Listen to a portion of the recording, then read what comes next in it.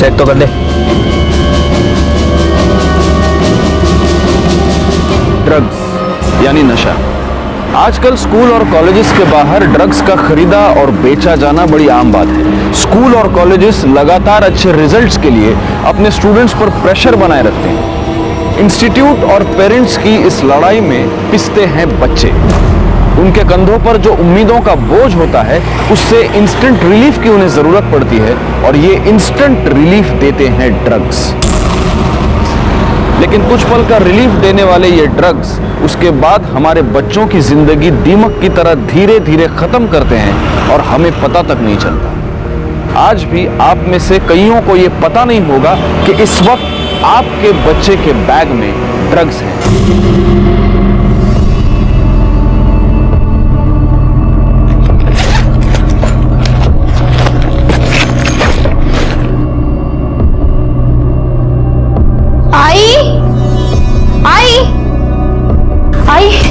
तूने मेरा लाल वाला दुपट्टा देखा है कहीं? रोज तो तू लाल दुपट्टा लेके जाती है, मैंने धोकर सुखाने रखा है। आई तुझे कितनी बार कहा है बिना मुझसे पूछे मेरी चीजों को हाथ मत लगाया कर।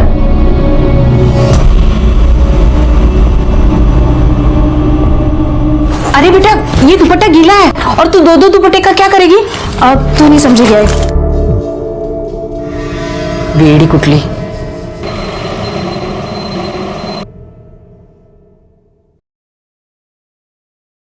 लाइब्रेरियन सर, आपकी चाय।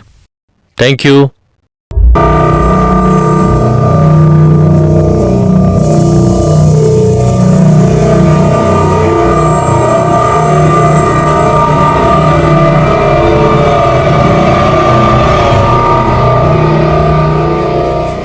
बाकी की बुक्स कल यहीं रिटर्न कर देना और नहीं ले जाना।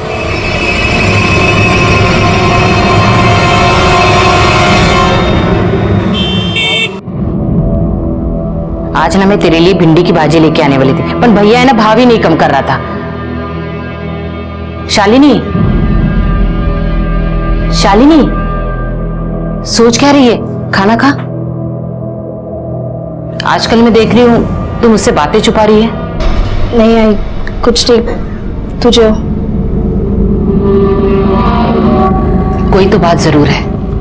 देख बेटा, हमारा एक दूसरे के अलावा है ही कौन? अगर हम ही एक दूसरे से खुल के बात नहीं करेंगे तो। बोला ना आई, कोई बात नहीं है, तू खाना खा और मुझे भी खाने दे। देखा कैसे चिढ़ रही है तू। तू तो पहले कभी ऐसी नहीं थी, कभी पलट के जवाब तक नहीं देती थी। तेरे बाबा के जाने के बाद तू ही तो मेरा सहारा है। अगर तू ही ऐसे बात करेगी तो मैं किसके भरोसे रहूंगी? आई, तेरी बस यही बुरी बात है, तू बस हाथ धो के पीछे बढ़ जाती है। मुझे नहीं खाना खाना। शालिनी मेरी बात तो सुन।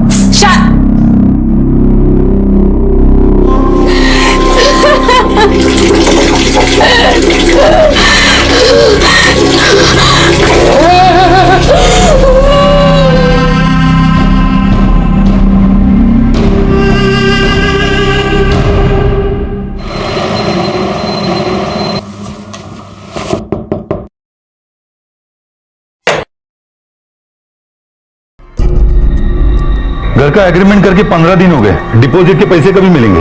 वो 1 महीना बोला था ना, हो गया 1 महीना। शालिनी मैं बात करती हूँ। भाऊ, शालिनी को नौकरी लगे 15 दिन हो गए हैं। 15 दिन बाद महीना हो जाएगा, फिर मैं पैसे देती हूँ। लेकिन सिर्फ 15 दिन, उसके बाद नहीं। ठीक है। शालिनी बेटा, अपना दिमाग ठंडा रखकर काम करना। अब सब तेरे ही भरोसे है। अच्छा देवा, शालिनी को बुद्धि दे, वो हमेशा मेरा सर ऊंचा रखे बस।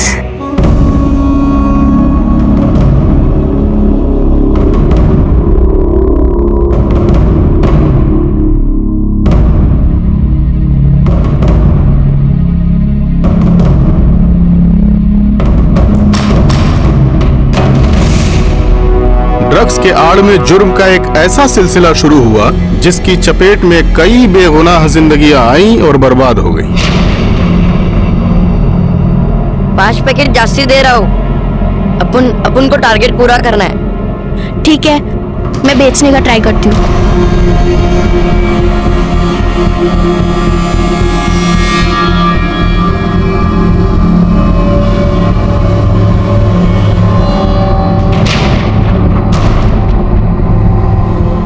है वजन आज भी कम है, तुझे पता है ना? अगर वजन थोड़ा भी कम होता है तो लोग राड़ा करने लग जाते हैं, चक्कू चूरी निकालते हैं। अब इसमें मैं क्या करेगा? ऊपर से तो खुले पैकेट तो कम ही आते हैं। तू टेंशन ना ले, अपन है ना, चल इधर से कल्टी मार लेते हैं, नहीं तो कुत्ते सूंघ लेंगे।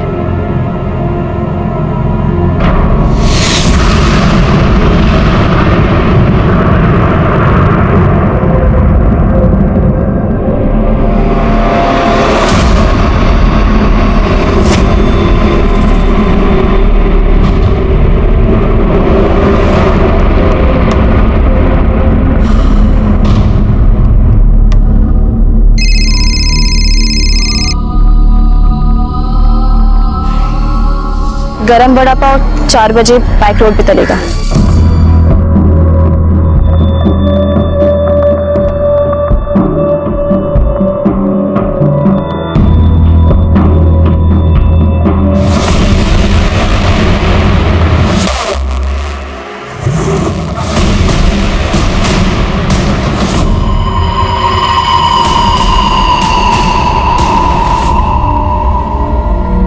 क्या है?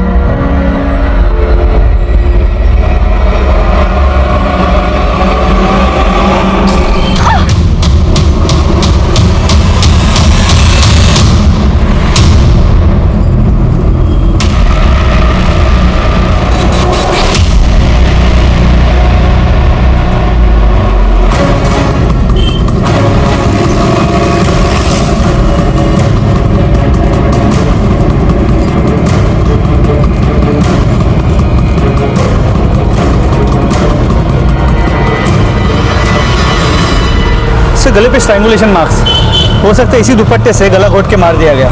उससे सर के पीछे एक छोटा सा चोट का निशान भी है। हो सकता है कहीं और मार के यहाँ लाके बॉडी फेंक दी गई है। या ऐसा भी हो सकता है कि इसका मर्डर गाड़ी में कर दिया गया हो और गाड़ी से इसे धकेल के फेंक दिया गया हो। मोरे, ये अंगूठी उड़ा।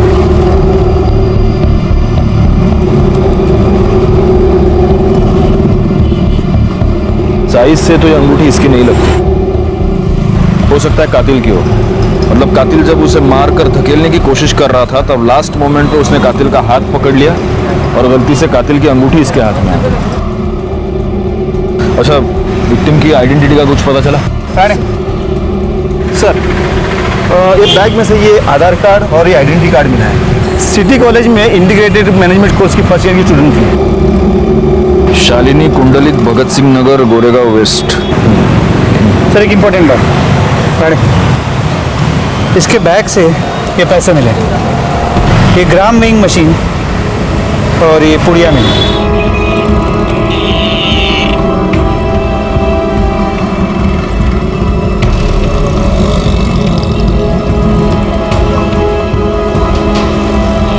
ड्रग्स। इस मर्डर के पीछे ड्रग्स है। शायद ये ड्रग्स बेचने का धंधा कर रही थी, खरीदने वाले के साथ इसका झगड़ा हो गया और उसी झगड़े में इसकी मौत हो गई। यहाँ कोई आसपास सीसीटीवी कैमरा है क्या? सर, आसपास की बिल्डिंग में चेक किया, सीसीटीवी कैमरा तो है, लेकिन इस एरिया को कोई भी सीसीटीवी कैमरा कवर नहीं करता। बॉडी को पोस्टमार्टम के लिए भेज दो, घर वालों को खबर करो और इसकी कॉल डिटेल्स निकलवाओ। सर,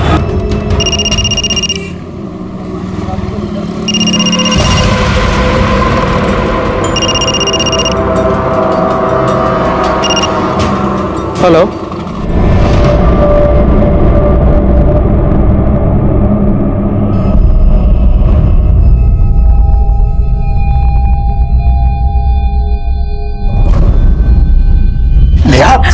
नो बेटा नो, डोंट यू रिमेम्बर, तुमने अपनी डैड मॉम से प्रॉमिस किया था कि तुम ये सब नहीं करोगी। बस एक क्लास में बाद में निकलूंगी, एक क्लास में। नो बेटा, उसके बाद पक्का नहीं। I promise, beg you please, एक क्लास I beg you बेटा, listen, you have to be very strong, तुम्हें ये सब छोड़ना होगा। पापा उसके बाद में करूंगी। You have to be strong यार। पापा प्लीज, पापा एक क्लास में, पापा प्लीज, पापा प्लीज, पापा।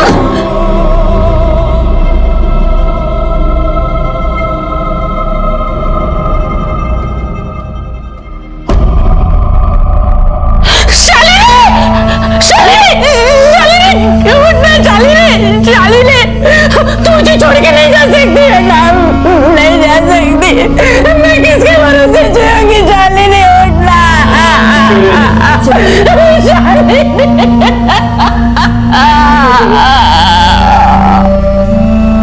मुझे कुछ समझ में नहीं आ रहा है सब। मेरी बेटी को कोई क्यों मारेगा? वो तो सिर्फ अपने मतलब से मतलब रखती थी। उसका एक ही सपना था कि वो पढ़ लिख कर अपने पैरों पर खड़ी हो जाए। पढ़ लिख कर या नशा बेचकर? नशा मंजे, मैं समझी नहीं। तुम्हारी बेटी के बैग से हमें यह मिला है, ड्रग्स की पुड़ियां, 25,000 रुपए। और ये जानती हो क्या है? आपको लगता होगा ये कैलकुलेटर या ऐसा कुछ है, लेकिन ये वजन तोलने की मशीन। ये सब आपने पहले कभी अपनी बेटी के पास देखा है? मैंने एक बार देखा था, पर मुझे नहीं पता ये क्या चीज है। शालिनी, शालिनी। हाय बेटा, मैंने सुबह तुम्हें पूरन पोली दी थी टिफिन में, कैसी बनी थी? ये क्या है?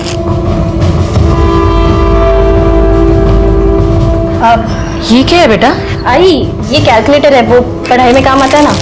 और ये दवाई है, वो काम पे सिर बहुत दुखता है तो डॉक्टर ने पानी के साथ लेने को कहा है।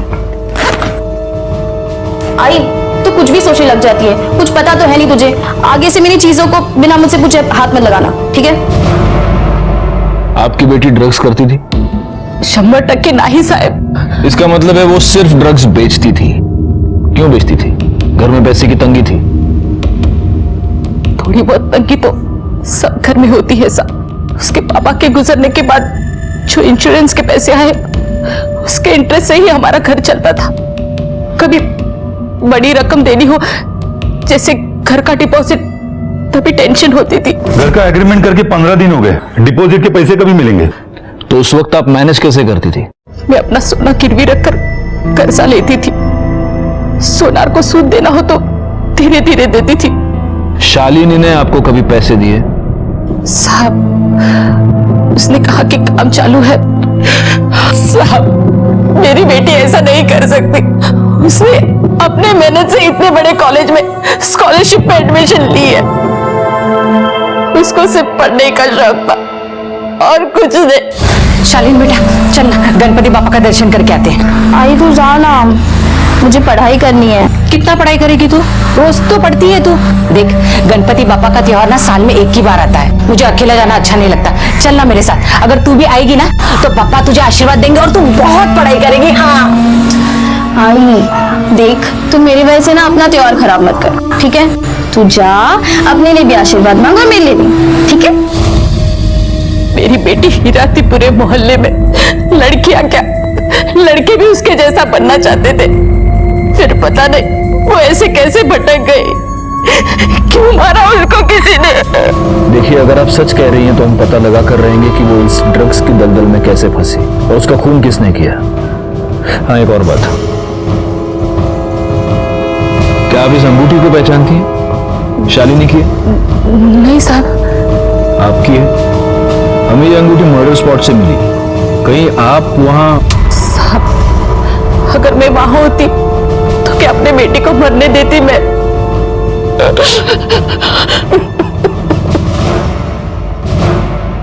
सर, ये शालिनी ड्रग पेडलर बनी क्यों? दो रीजंस हो सकते हैं मोरे, या तो कोई मजबूरी या बुरी संगत। वैसे तो स्टूडियस लड़की थी, लेकिन हो सकता है कि कॉलेज जाने के बाद बुरी संगत में फंस गई हो। जी सर, अक्सर ड्रग एडिक्शन के केस में ऐसे ही होता है। पहले फ्रेंड्स ट्राई करवाते, फिर आदत पड़ जाती, और फिर पैसा नहीं होता। फिर ये ड्रग एडिक्ट्स खुद ड्रग बेचकर अपने ड्रग्स के लिए पैसे जुगाड़ते हैं। यही तो मोडस ऑपरेंडी इन ड्रग माफिया की। पहले लत लगाओ और फिर पेडलर बनाओ। एक बार पोस्टमार्टम रिपोर्ट आ जाए, सब कुछ क्लियर हो जाएगा। पोस्टमार्टम रिपोर्ट आने तक एक काम करो मोरे, उस अंगूठी के बारे में पता लगाओ वो अंगूठी किसकी है। शालिनी का घर, मर्डर स्पॉट, शालिनी का कॉलेज, इसके आसपास जितने भी ज्वेलर्स हैं सबके पास पूछताछ करो। हो सकता है ये अंगूठी हमें कातिल तक पहुंचा दे।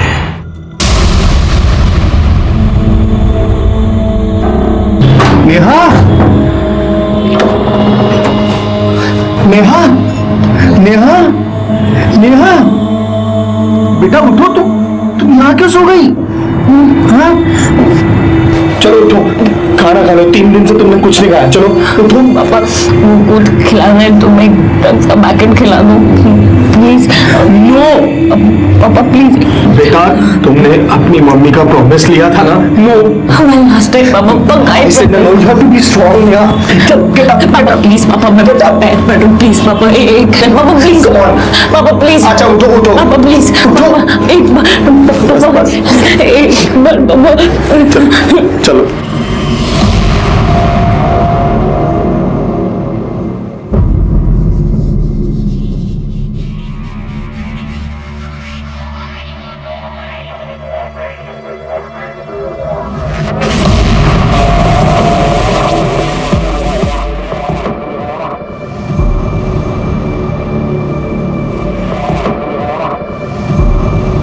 बैठो। और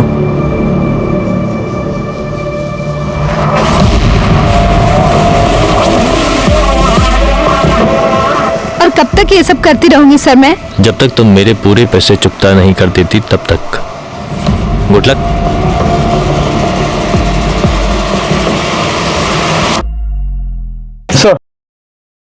सर शालिनी की पोस्टमार्टम रिपोर्ट, इसके मुताबिक उसके बॉडी में ड्रग्स के कोई भी ट्रेसेस नहीं मिले। मतलब ये शालिनी खुद ड्रग एडिक्ट नहीं थी, ये सिर्फ ड्रग बेचती थी। सर ये शालिनी के कॉल डिटेल्स रिकॉर्ड। ज्यादातर वो अपनी माँ से बात करती थी, बाकी कुछ कॉल लैंडलाइन और सेल्स वाली कंपनी की है। कॉलेज में कोई बॉयफ्रेंड का एंगल? और नहीं सर, शालिनी की कॉलेज में इमेज बहुत ही साफ सुथरी थी। उसकी माँ सही कह रही थी सर कि वो अपने काम से मतलब रखती थी, कॉलेज में कोई लफड़ा नहीं उसका। पार्टी बिर्टी कहते, डिस्को? नहीं सर, कॉलेज की किसी ने भी उसे पार्टी करते या पैसे उड़ाते नहीं देखा। सर मर्डर साइट पे जो अंगूठी हमें मिली थी उसे हमने आसपास के सभी ज्वेलरी शॉप में चेक करवाया, लेकिन वो वहां के किसी भी दुकान से खरीदी हुई नहीं है। इसका मतलब अब हमारे पास सिर्फ एक ही लीड बचता है और वो है ड्रग्स। अब ये शालिनी ड्रग्स खुद तो मैन्युफैक्चर करती नहीं होगी, कोई उसे सप्लाई करता होगा। एक काम करा मोरे, आपल्या सगळ्या खबरींना कामाला लावा ताबडतोब। सर बड़ा ही कॉम्प्लिकेटेड केस था शालिनी कुंडलिक का। एक मेरिटोरियस लड़की, क्लीन कैरेक्टर, कोई बॉयफ्रेंड नहीं, कोई एडिक्शन नहीं, ज्यादा पैसे खर्च करने की आदत नहीं, और ऐसी लड़की ड्रग पेडलिंग कर रही थी और अब उसका मर्डर हो गया था। उसे इस गुनाह की दस्तक तो मिली होगी जिसे उसने नजरअंदाज कर दिया होगा। हमें कुछ समझ नहीं आ रहा था कि आखिर ऐसी लड़की ड्रग पेडलिंग क्यों कर रही थी और अब किसने उसे मार दिया था। हाँ शोभा, हाँ मैं टिफिन खा लूंगा। अरे अब गोली खाने के बाद ही लूंगा ना मैं, अभी कैसे लूंगा? चलो हाँ तुम रखो फोन, रखो। हाँ ओके। सर जहाँ शालिनी का मर्डर हुआ था ये वही रहता है। उस एरिया में ड्रग्स कौन सप्लाई करता है? साहब पूरा इलाका उस्मान का है, लेकिन कभी वो सामने नहीं आता है, वो अंडरग्राउंड रहता है। उसका एक छोकरा है सचिन, वही पूरा काम संभालता है उसका। वही सब टपोरी लोगों को ड्रग्स बेचने को देता है। सचिन मोरे, सचिन लगे होने। तू इस एरिया में ड्रग्स सप्लाई करता है? हाँ सर मैं आपको सब बताएगा, पहले मुझे भूख लगी है, कुछ खाने को दो। अच्छा मोरे, वड़ा पाव सांगे डैडी। सर मुझे वड़ा पाव नहीं चाहिए, मुझे क्रीम बिस्किट चाहिए। ओ कुछ पीना भी है? Chocolate milk shake. और कुछ मंगाऊं आपके लिए? वही सोच रहा हूँ सर। देख तेरे पास सोचने के लिए टाइम नहीं है ज्यादा, हमको मालूम है तेरे बैग में क्या है। मोरे खाना पीना बाद में, पहले बैग खोलो इसका। चॉकलेट मिल्कशेक पाहिजे याला।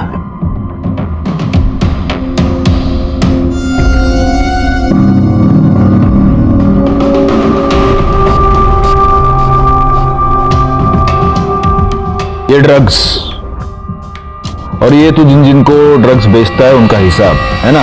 सर मैं ये सब नहीं बेचता हूँ और मुझे मालूम भी नहीं है क्या है।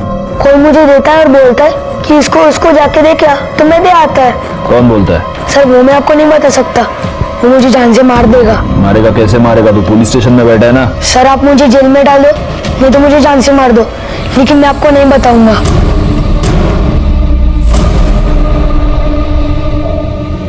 देख बेटा, मैं जानता हूं तू जानबूझ के तो ये सब नहीं करता, कोई तुझसे ये करवाता है, शायद तुझे पैसे देता होगा।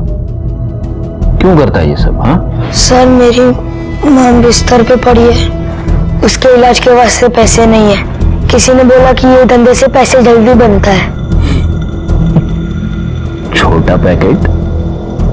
एक्टिंग बहुत सॉलिड करता है तू। माँ की कहानी बना रहा है। मोरे, तुम खुद इसकी माँ से मिलकर आओ। सर एड्रेस क्या है तेरा? क्या आपने कभी अपने बच्चे के पास ऐसे व्हाइट मटेरियल से भरा हुआ कोई पाउच या कागज की पुड़िया देखी है, या ऐसी कोई मशीन? अगर इस बात का जवाब हाँ है तो ये इस बात की दस्तक है कि आपका लड़का या लड़की ड्रग्स की भयानक दलदल में फंस चुके हैं।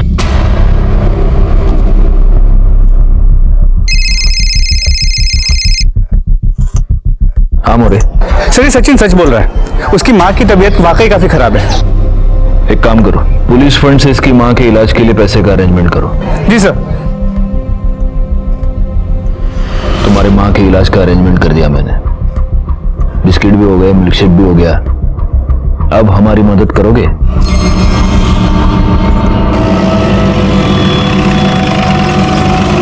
कहाँ पे? 1 वड़ा 4 भजिया उधर से। चला।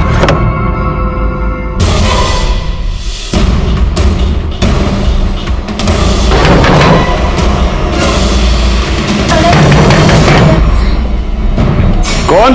1 वड़ा 4 भजिया।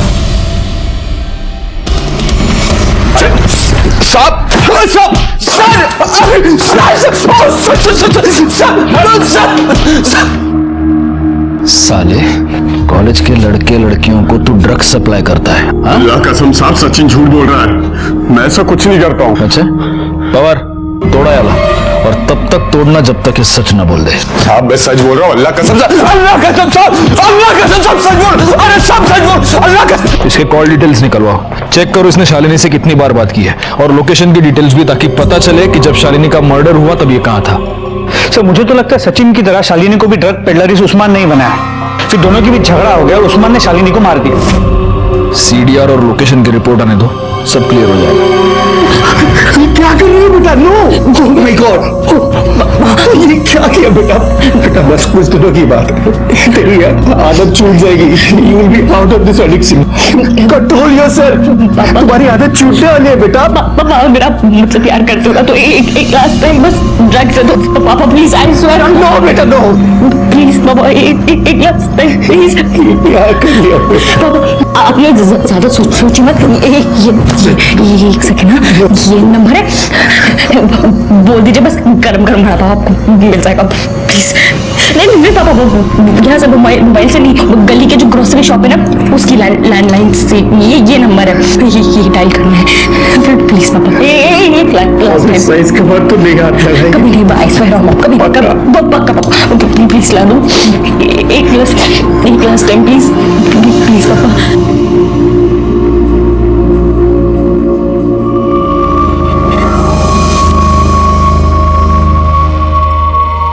गरम गरम वड़ा पाव।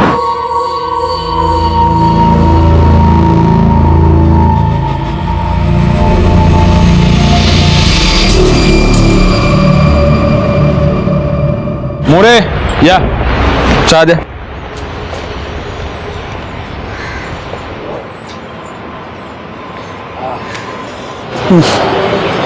सर अभी पीते कैसे हैं? ना दूध ना शक्कर। अरे हेल्दी है, काली चाय पियो, बॉडी बनाओ, पियो पियो पियो। वो सचिन का क्या हुआ? सर जैसे आपने कहा था, सचिन को वार्निंग देके छोड़ दिया, लेकिन एक खबरी को उसके पीछे लगा कर रखा है। हो सकता है वो उस्मान या उसका कोई आदमी उसे धमकाने की कोशिश करेगा। सर उस्मान के कॉल रिकॉर्ड्स और लोकेशन डिटेल, जिस वक्त शालिनी का मर्डर हुआ उसके मोबाइल की लोकेशन उसी एरिया की, लेकिन शालिनी और उस्मान के बीच फोन पे कभी भी बात नहीं हुई। हो सकता है पहले लैंडलाइन पे बात की हो। पुलिस के डर से ये लोग या तो लैंडलाइन का इस्तेमाल करते होंगे या फिर इंटरनेट कॉलिंग सर्विस का। सर मुझे लगता है उस्मान ने शालिनी को मारा हो, उसके पास मोटिव भी है, और मर्डर के वक्त उसका उस एरिया में मौजूद होना इत्तेफाक नहीं हो सकता। अब बोल, इसको जानता है? नहीं सब नहीं पहचानता। बेगुनाह लड़कियों से तू ड्रग पेडलिंग करवाता है? हाँ देख उस्मान, नारकोटिक्स वाले तेरा जो करना है वो करेंगे, लेकिन अगर तू चाहता है कि हम तेरे साथ शराफत से पेश आए तो सच बता, इसको जानता है? पहचानता हूँ साहब। हाँ, तू इसको पहचानता है क्योंकि तूने इसका मर्डर किया है ना? नहीं साहब, मैंने इसको नहीं मारा। तूने इसे नहीं मारा तो इसके मर्डर के टाइम पे तेरा फोन बैक रोड पे वॉक करने गया था क्या? हाँ साहब वो तो मैं वैसे भी उस पर नजर रखता था ताकि उसको कोई तंग करे तो मैं संभाल सकूं। और उस दिन मैं वैसे भी लेट पहुंचा था और जब पहुंचा देखा तो यकीन मानिए साहब, इस बार मैं सच बोल रहा हूं, वो मेरे लिए बहुत अच्छा काम कर रही थी।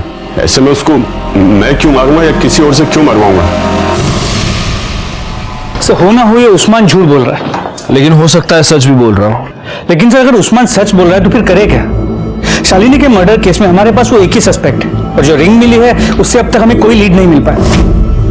एक काम करो मोरे, उस्मान को छोड़ दो। क्या? वैसे भी उस्मान के खिलाफ हमारे पास कोई सबूत नहीं। सचिन ने जो स्टेटमेंट दिया है उसके बेसिस पर अगर चार्जशीट फाइल करे तो वो कोर्ट में बेल लेकर बाहर आ जाएगा। तो फिर शालिनी के मर्डर का सीधा संबंध ड्रग्स से है। अगर हम उस्मान को यहाँ पकड़ कर रखते हैं तो इन्वेस्टिगेशन का एक रास्ता हम पूरी तरह बंद कर रहे हैं। शालिनी का कातिल उस्मान की दुनिया में ही कहीं ना कहीं है, वो हमें मिलेगा, लेकिन उसके लिए हमें उस्मान को उसकी दुनिया में वापस भेजना होगा। नहीं सर, अभी के लिए उस्मान को छोड़ देता हूँ और हमारे खबरियों के नेटवर्क से उस पर कड़ी नजर रखवाता हूँ। मोरे, मैंने जो तुमको एक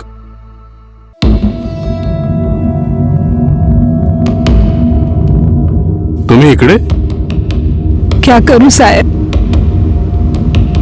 नींद नहीं आती है। रात को उठ उठ के रोती हूँ मैं। पहले सारे मोहल्ले वाले मेरी बेटी जैसा बनना चाहते थे। आज जब उनको पता चला कि वो नशे का धंधा करती थी, आज वो लोग ही मेरे मुंह पे थू थू करते। लेकिन मैं जानती हूँ मेरी बेटी निर्दोष है, उसको किसी ने जानबूझकर फंसाया है। देखिए हम लोग छानबीन कर रहे हैं। छानबीन के बाद मेरी बेटी निर्दोष है ये साबित हो जाएगा ना? आपको विश्वास है ना अपनी बेटी पर, तो वो जरूर निर्दोष साबित होगी। बस मुझे उस दिन का इंतजार है। एक बार मेरी बेटी की सच्चाई पूरी दुनिया के सामने आ जाए, फिर मैं चैन से मर सकती हूँ।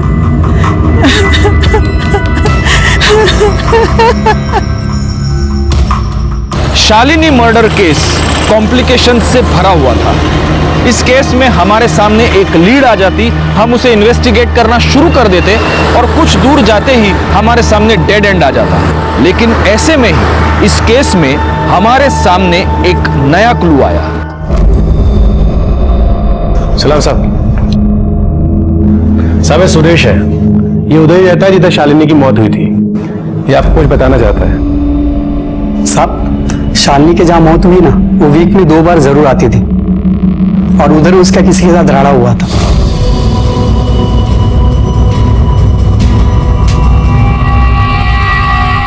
साहब उसके बाद वो आदमी मुझे दिखाई नहीं उधर। ये था वो? नहीं साहब। अगर मैं स्केच बनवाने को बोलूं तो स्केच बनवा सकते हो?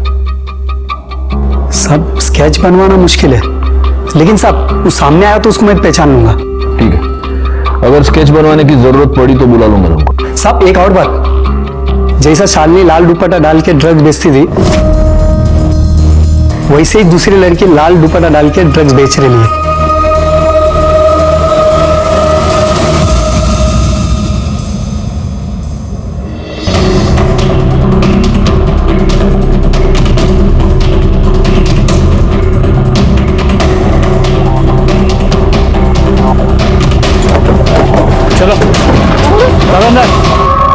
सर पहले सचिन मुझे ड्रग्स बेचने के लिए देता था और अब उस्मान डायरेक्टली मुझे ड्रग्स सप्लाई करता है।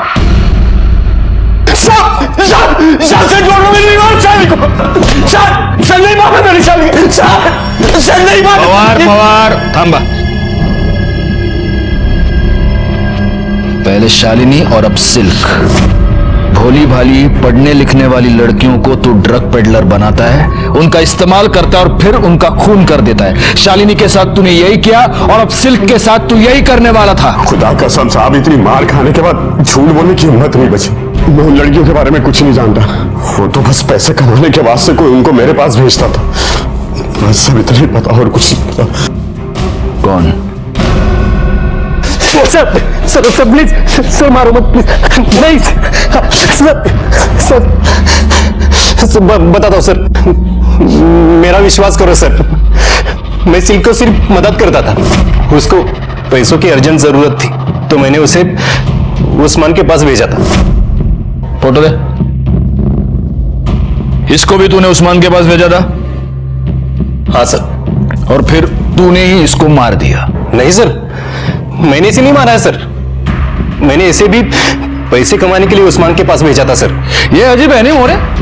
मतलब कॉलेज में जिसको भी पैसे की जरूरत पड़ती है वो सब तेरे पास आते हैं? हाँ नहीं सर, लाइब्रेरियन होना सर तो सब टच में रहते हैं। और तू उस्मान के टच में रहता है?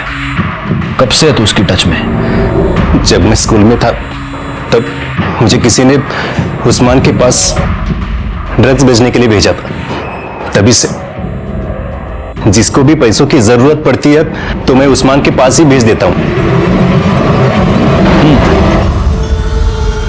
तली हुई तीखी हरी मिर्च के साथ वड़ा पाव खाने का मजा कुछ और है मोरे।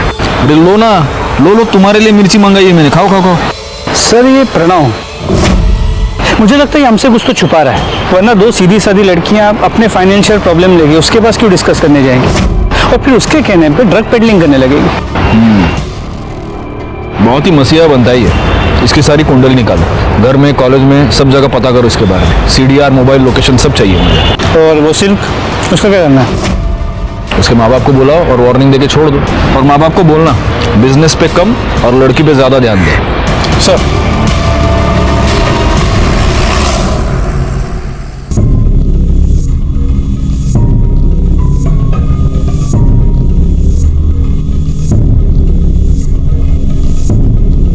सर कुछ पेनड्राइव और सीडीज मिली है।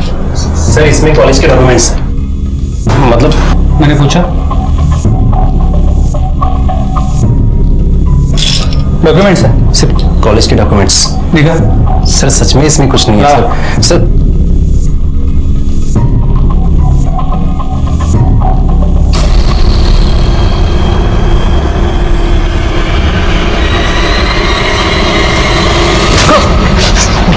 तू लाइब्रेरियन है? हाँ, लाइब्रेरियन का काम होता है विद्या को बांटना बढ़ाना, और तू लड़कियों का एक्सप्लॉयटेशन करता है। बता, सिल्क को तूने इस ड्रग पेडलिंग के दलदल में कैसे फंसाया, बता। सर मैं कॉलेज में क्वेश्चन पेपर लीक करता हूँ, पुराने स्टूडेंट्स को सबको पता है, किसी ने सिल्क को मेरे पास भेजा, मैं ट्राई करता हूँ। एक्सक्यूज मी सर, मुझे वो स्टैटिस्टिक्स का क्वेश्चन पेपर चाहिए। ठीक है, मिल जाएगा, 5000 लगेंगे, कल घर आकर ले जाना। Okay sir. अपना मोबाइल नंबर बताना, एड्रेस भेजने के लिए। सर उस रात 8 बजे मैं उनके घर गई थी।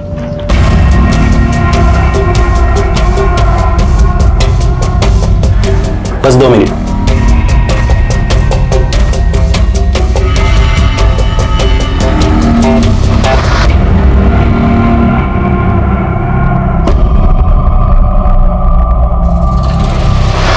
मुझे इन लड़कियों से 5000 नहीं 50,000 कमाने थे। पहले भी कितनी बार लड़कियों पर यही फॉर्मूला सक्सेसफुल ट्राई कर चुका था मैं।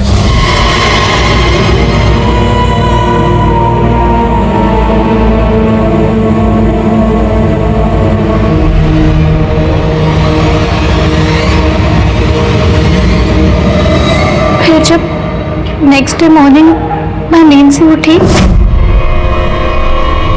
तो मैंने रियलाइज किया मैं प्रणव सर के घर पे हूँ, उनके बेड पे, और मेरे बदन पे कपड़े नहीं थे। फिर मैंने सिल्क से 50,000 मांगे, पर उसके पास नहीं थे, तो मैंने उसको उस्मान के पास भेजा। और फिर यही फॉर्मूला तूने शालिनी कुंडलिक के साथ भी ट्राई किया? हाँ sir.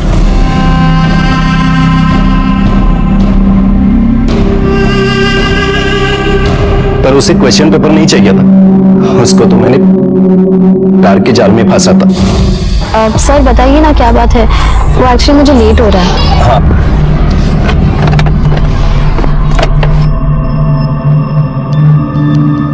Happy Valentine's day. Shalini, मैं तुमसे बहुत प्यार करता हूँ, प्लीज ट्राई टू अंडरस्टैंड। तुमने अगर मुझे अपना बॉयफ्रेंड एक्सेप्ट नहीं किया तो मैं तुम्हारे लिए जान दे दूंगा। सर मैंने आपसे पहले भी कहा है, मुझे अभी पढ़ाई करनी है, नौकरी करनी है, अपनी आई का ख्याल रखना है, बहुत कुछ करना है मुझे। मेरे पास इन सब चीजों के लिए कोई वक्त नहीं है। हाँ तो तुम्हें ये सब करने से कौन रोक रहा है? मैं तुम्हारे साथ हूँ, कदम से कदम मिलाकर तुम्हारे साथ चलूंगा। Please. I am sorry sir. लगता है तुम्हें मुझ पे यकीन ही नहीं है। सर! सर!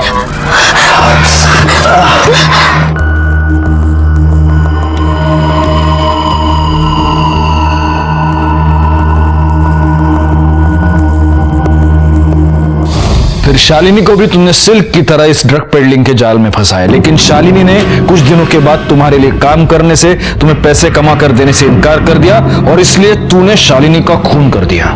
नहीं सर, मैंने नहीं मारा है। मैंने बोला ना आपको, मैंने नहीं मारा है सर। शालिनी एक सोने का अंडा देने वाली मुर्गी थी मेरे लिए, मैं उसे क्यों मारूंगा सर? मैंने नहीं मारा है सर। सर, प्रणव के इन कॉल रिकॉर्ड्स और लोकेशन डिटेल्स के मुताबिक जब शालिनी का मर्डर हुआ वो कॉलेज में ही था। हो सकता है प्रणव ने अपना फोन कॉलेज में छोड़ा हो और वो खुद क्राइम स्पॉट पर चला गया हो। नहीं सर, मैंने कॉलेज में भी पूछताछ की, प्रणव उस वक्त लाइब्रेरी में ही था और उसने बुक्स भी इशू किए थे। तो शालिनी को उस्मान ने नहीं मारा, इस प्रणव ने नहीं मारा, उर्मिला और वो लड़का सचिन मुझे नहीं लगता वो मारेंगे। फिर शालिनी को किसने मारा? शालिनी और सिल्क दोनों लड़कियां प्रणव के धोखे का शिकार बन गई।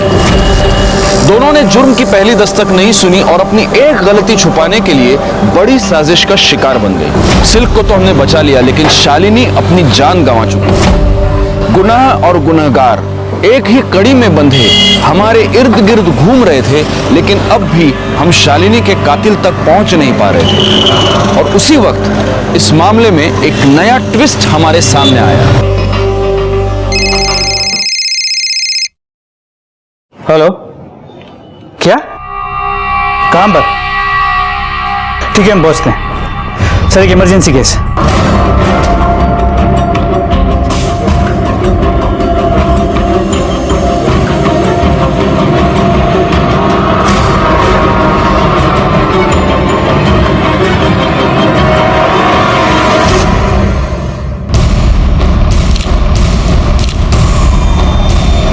सर, यहां फांसी लगाकर लटक गई थी।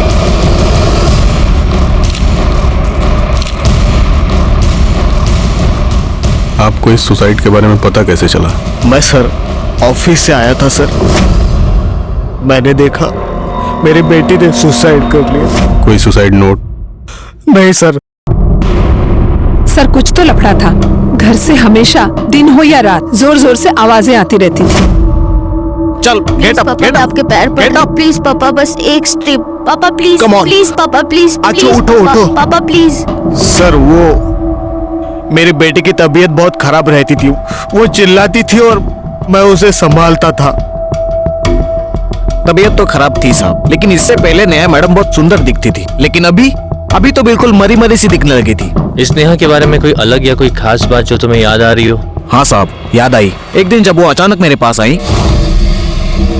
वॉचमैन भी आप वो 50 रुपए मिलेंगे, भूख लगी है। पापा के आते ही रिटर्न कर दूंगी पक्का। 50 रुपए। ओके, ये लीजिए, ठीक है? थैंक यू भैया। और साहब, वो जब 5 मिनट के बाद आई तो उनके हाथ में बूट पॉलिश थी और उन्होंने बूट पॉलिश खा रखी थी। उसके मुंह पे काला काला सा लगा हुआ था साहब। जी, मेरी बेटी ड्रग एडिक्ट थी और इसलिए गुस्से में आपने उसको इतना टॉर्चर किया कि उसने आत्महत्या कर ली। नहीं सर, बाप हूं उसका मैंने उसे बहुत समझाने की कोशिश की थी, लेकिन नहीं संभल पाई। वो मारी नहीं सर, ड्रग्स ने उसकी जान ली। क्या आप जानते हैं आपकी बेटी ड्रग्स कहां से लेती थी? नहीं सर। मोरे, फोटो दाखवा इन्ना। क्या आप इन लड़कियों को जानते हैं? क्योंकि आप जिस एरिया में रहते हैं वहां ड्रग्स का धंधा यही 2 लड़कियां करती हैं।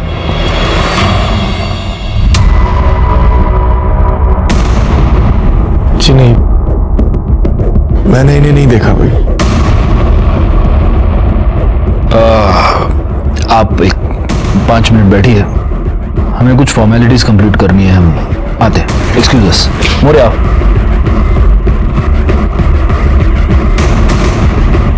तुमने नोटिस किया उदय की उंगली पर व्हाइट मार्क है, जैसे सालों साल अंगूठी पहनने के बाद होता है, लेकिन अंगूठी मिसिंग है।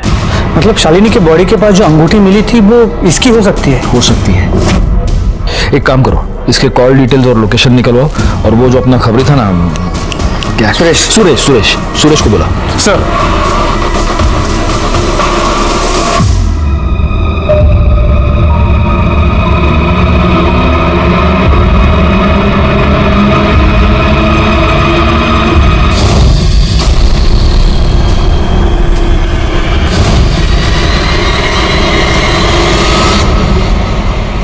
साहब, यही वो आदमी जिसका शालिनी के साथ लफड़ा हुआ था।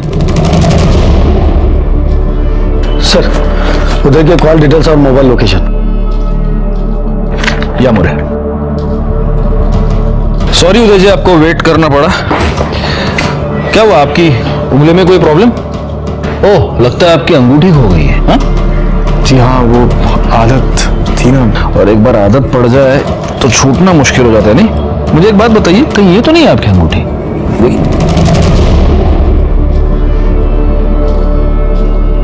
हाँ सर, यही मेरी अंगूठी है। लीजिए। आप पूछेंगे नहीं हमें अंगूठी कहाँ मिली? कहाँ से मिली? जहां पर शालिनी का मर्डर हुआ था वहां पर मिली। तो क्या अब आप हमें ये बताएंगे कि आपने शालिनी को क्यों मारा? देखिए, आप झूठ मत बोलिए, क्योंकि हमें पता है जब शालिनी का मर्डर हुआ तब आप वहीं थे। आपका शालिनी से झगड़ा हुआ था, ये आप ही के कॉल रिकॉर्ड्स है, मोबाइल की लोकेशन के रिपोर्ट्स है। आप उस वक्त वहीं पर मौजूद थे। क्यों मारा आपने शालिनी को? सर, मैंने शालिनी को मारा जरूर, लेकिन मैं उसे मारना नहीं चाहता था सर। नेहा को मैंने बहुत समझाने की कोशिश की थी सर, उसको नशे की लत लग गई थी। वो चोरी छुपे शालिनी के पास ड्रग्स लेने जाती थी। लड़कियों को ड्रग्स बेचती है? शर्म नहीं आती तुझे? मेरी बेटी को बर्बाद करना चाहती है? आज के बाद उसके आसपास भी नजर आई ना तो छोड़ूंगा नहीं तुझे। मैंने शालिनी को जाके धमकाया कि वो नेहा को ड्रग्स नहीं देगी, लेकिन उसने ऐसा नहीं किया सर।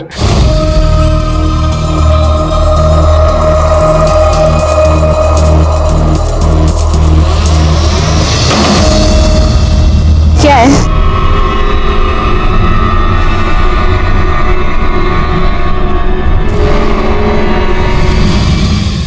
उदय, आपको कानून हाथ में नहीं लेना चाहिए था। उदय को शालिनी के मर्डर के जुर्म में सजा हो गई। अपने इतने साल की पुलिस नौकरी के बाद मैं इतना ही कहूंगा कि जब भी जुर्म दस्तक दे तो उसे सुने, समझे और तुरंत उस पर कार्रवाई करे, क्योंकि पहली पहल आप ही को करनी है। एक और बात, आपका जीवन चाहे कितना भी व्यस्त हो, लेकिन अपने बच्चों के लिए समय निकाले, उनसे बात करें, उन्हें समझे, उन पर ध्यान दें, क्योंकि आपके बच्चे सिर्फ आप ही का नहीं, इस पूरे समाज का और देश का भविष्य है। देखते हैं हमारे आज के एपिसोड की दूसरी कहानी। नमस्कार, मैं senior police inspector Vijay Kumar Srivastava crime petrol Dastak के एक और केस में आपका स्वागत करता हूं। केसेस तो कई हल किए हमने, लेकिन ये केस ये अनोखा ही नहीं, अनोखे से भी ऊपर था। वो कहते हैं ना कि एक झूठ छुपाने के लिए इंसान 100 झूठ बोल देता है, ठीक उसी तरह एक गुनाह छुपाने के लिए इंसान 100 गुनाह कर बैठता है, और नतीजा एक बड़े अपराध की दस्तक पे दस्तक होती है, लेकिन उसकी तरफ ध्यान ही नहीं जाता।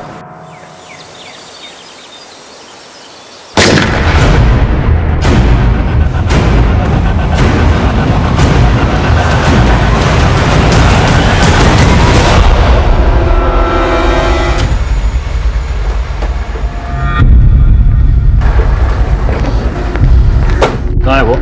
आपके केबिन में बिठा के रखा है।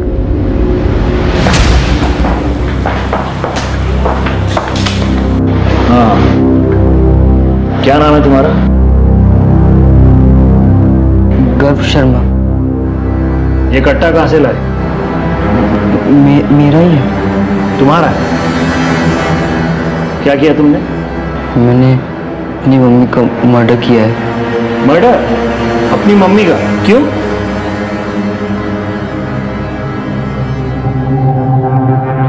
तुम रहते कहाँ हो?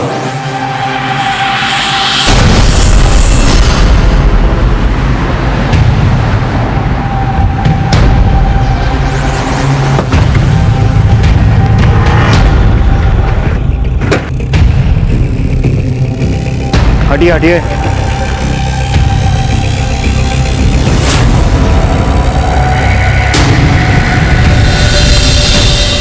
कहाँ है? घर से। पर आप इनको ले जाइए प्लीज। कम।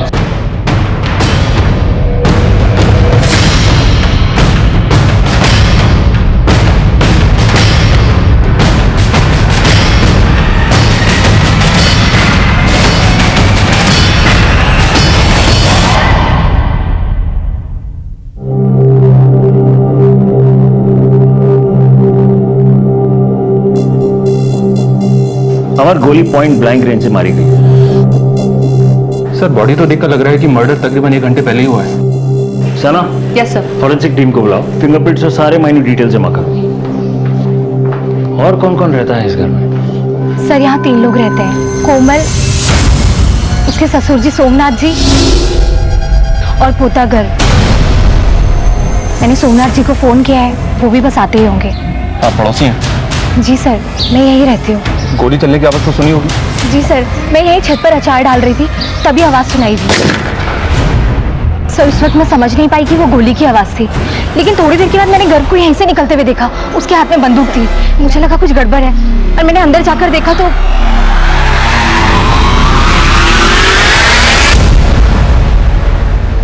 वक्त क्या रहा होगा? सर करीब 2-2:15 बजा होगा। अरे एक मिनट, कहाँ जाना? ऊपर नहीं जा सकते आप। घर है मेरा है। सर ये सोमनाथ जी हैं, इस मकान के मालिक। ठीक है, चाहिए।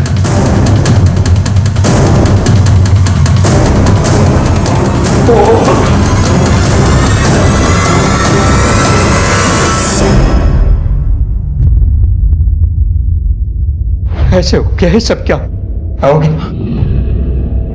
मेरा पोता गर्व कहाँ है? गर्व! देखिए सर, गर्व ने खुद कबूल किया है कि उसने अपनी माँ की हत्या की है। कैसे? देखिए मुझे इसी वक्त गर्व से बात करनी है। कहाँ है वो?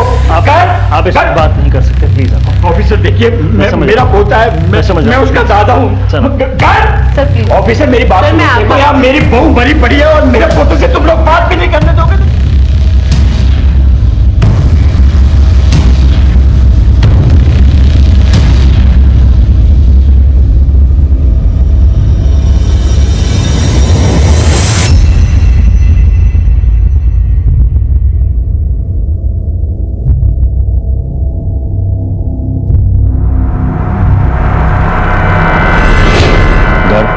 बताओ तुमने अपनी माँ को क्यों मारा? क्योंकि मैं अपनी मम्मी से नफरत करता था। क्यों, क्या रीजन है? सर रीजन खुद मम्मी है, क्योंकि मेरे पापा की मौत का कारण मम्मी है। पापा की मौत? उन्होंने सुसाइड किया था। तुम्हारे पापा ने सुसाइड किया? इसमें तुम्हारी मम्मी का क्या लेना देना?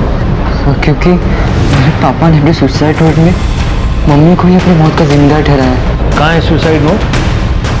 सर वहाँ हमारे। ये चल क्या रहा है?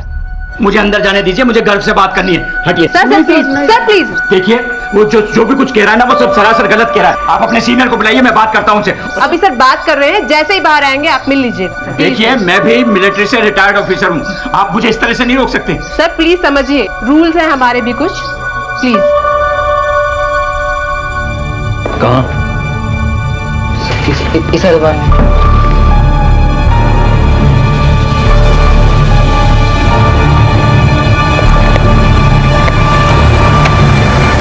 नहीं, इसी में लगा था मैं।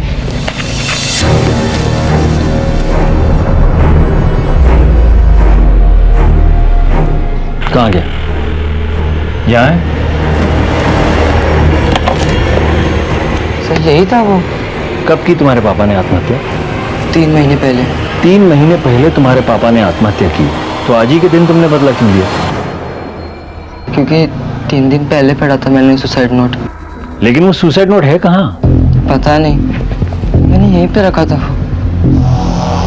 मैं अपने पापा को बहुत मिस कर रहा था और जब मैंने वो सुसाइड नोट पढ़ा मैंने अपना इरादा कर लिया और स्कूल से घर आया तो घर जल्दी से जूते खोल के मुंह हाथ धो ले।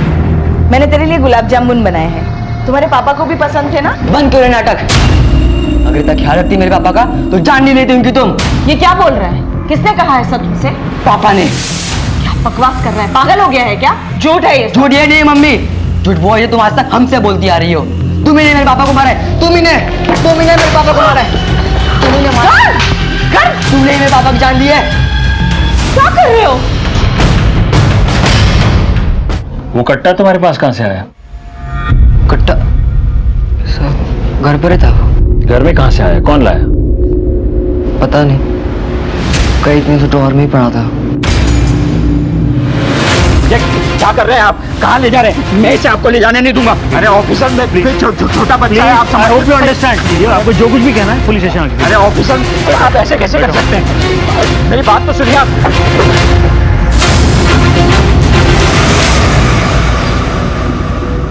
गर्व का चेहरा देखकर लगता नहीं सर कि वो सच बोल रहा है। हमें चेहरे नहीं, सबूत और गवाह देखने होते हैं अमर। तहकीकात में यह तय करना होता है कि सच क्या है और झूठ क्या है। ये देखो, इस तरह के देसी कट्टे बाराबंकी में बनते हैं। पर इनके घर में कैसे आ गया सर? कोई तो लाया होगा। बाराबंकी पुलिस स्टेशन के साथ कोऑर्डिनेट करो। मुझे इस तरह के इलीगल आर्म्ड डीलर्स की सारी लिस्ट और कॉन्ट्रैक्ट किलर्स के सारे डिटेल्स चाहिए। Right sir. और वो गन फॉरेंसिक्स में भेज देना। Okay sir.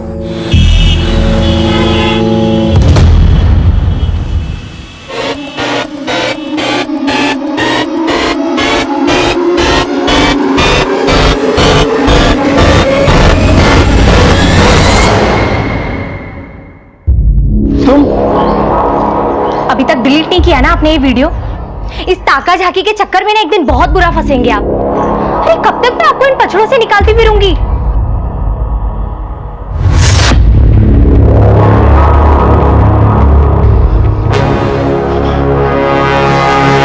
मेरा पोता गर्व कहाँ है?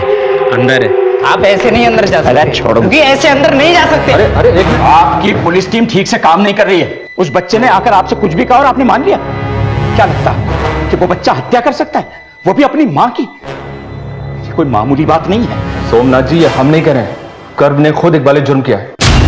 और इतना ही नहीं, उसने वो हथियार भी हमें सौंप दिया है और हत्या का कारण भी बताया। ये मामूली बात है क्या? देखिए सोमनाथ जी, मामला बिल्कुल साफ है और जहां तक बात इल्जाम की है, हम साबित कर देंगे सच क्या है और झूठ क्या है। मैं आपसे कह रहा हूं कि ये सब झूठ है। आप ये कैसे कह सकते हैं? क्योंकि मैं जानता हूं कि सच क्या है। क्या है सच? सच ये है कि कोमल की हत्या गर्व ने नहीं, मैंने की है।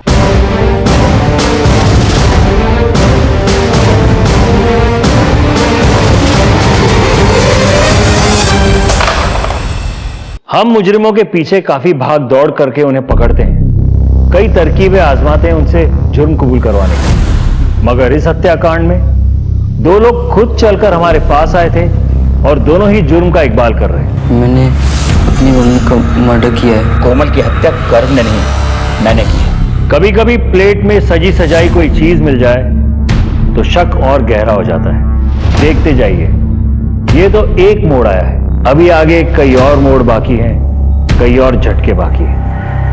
आप जानते हैं आप क्या कह रहे हैं? मैं अच्छी तरह से जानता हूं। क्यों मारा कोमल को? अब मुझे ना इस बारे में कुछ कहना है ना कुछ सुनना। क्यों नहीं सुनना? इसलिए ना क्योंकि पहली बार मेरी तरफ से किसी को तुम्हारे काम की जरूरत पड़ी है ना। अगर वजह इतनी होती तो काफी थी, लेकिन क्या? देखो कोमल, इस बात को यही रफा दफा कर दो, वरना क्या? हाँ, वरना मैं कुछ कर बैठूंगा। कोमल, आखिर तुम चाहती क्या हो? क्यों हंसते खेलते घर को नरक बना रही हो? क्या चल रहा है? कोई कुछ बताएगा मुझे? अगर कोई कुछ मुझे बताएगा तो मैं हल निकालूंगा। हल तो अब मैं निकालूंगी। कोमल, चल कोमल, चल मेरे साथ। तू चल। कोमल, तुम्हें जाना तो तुम जाओ, घर कहीं नहीं जाएगा। क्यों नहीं जाएगा? घर मेरे साथ जाएगा। चल घर। नहीं, अरे नहीं, नहीं, अरे बिल्कुल नहीं, ऐसे नहीं, मम्मी जी आपको लगी तुमने मुझे थप्पड़ मारा, बस यही कदर रह गई है मेरी इस घर में। चल घर, चल। ये तो कोई वजह नहीं है कोमल कुमार। तो कोमल चाहती क्या थी? आप दोनों को पुलिस थाना चलना होगा। क्यों? आपकी बहू कोमल ने जहर खाया है, वो हॉस्पिटल में है। उसने पुलिस को बयान दिया है कि आप लोगों ने उसे मेंटली हैरेस किया है, इसी वजह से उसने आत्महत्या करने की कोशिश की है। क्या बकवास कर रहे हैं आप? चलिए देखिए, आप मुझे इस तरह से मेरे साथ आप जबरदस्ती नहीं कर सकते इस तरह से।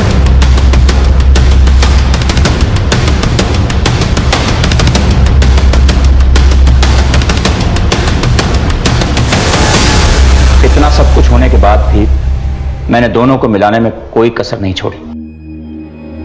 वकील साहब, बेल करवाने के लिए बहुत बहुत शुक्रिया।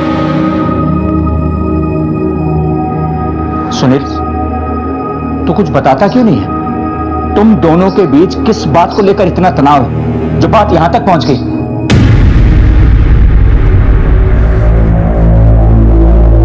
सुनील,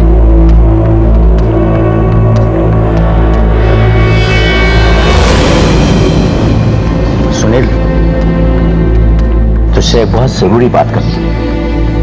देख बेटा, पति पत्नी के बीच तो ये सब चलता ही रहता है। तू जा और कोमल को मना कर ले। नहीं पापा, मैं उसे लेने नहीं जाऊंगा। मैं उससे डिवोर्स लूंगा। बेटा, पति पत्नी के बीच में तो डिवोर्स हो सकता है, पर माँ बाप के बीच में तो नहीं हो सकता ना। गर्व के लिए, अपने बच्चे के लिए कोशिश तो कर। बेटा, मैं अपने पोते को मिले बगैर नहीं रह सकती। जाकर उसे ले आ। तो फिर क्या कोमल वापस आ गई?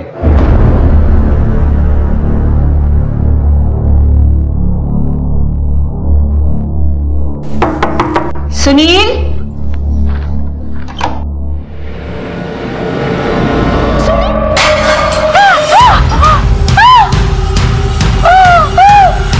कौशल्या! कौशल्या! कौशल्या! कौशल्या! सुनील! उसने हम पे इतना संगीन इल्जाम लगाया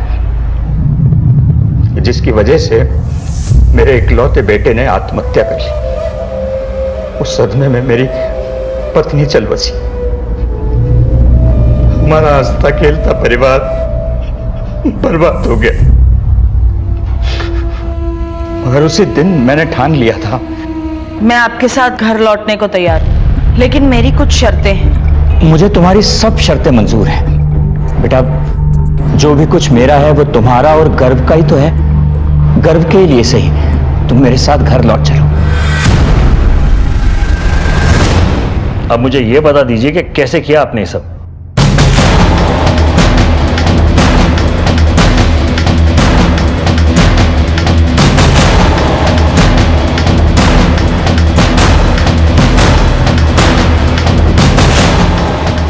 बाबूजी ऐसे क्यों देख रहे हैं? क्या हुआ? जो अब तक नहीं हुआ वो अब होगा।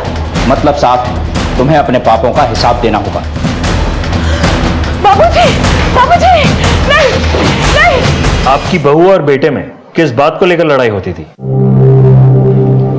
ठीक से तो नहीं पता सर, लेकिन कोई बैंक लोन की बात थी जिसको लेकर दोनों के बीच में तनाव था। कोमल को मारने के लिए कट्टा कहां से लिया आपने?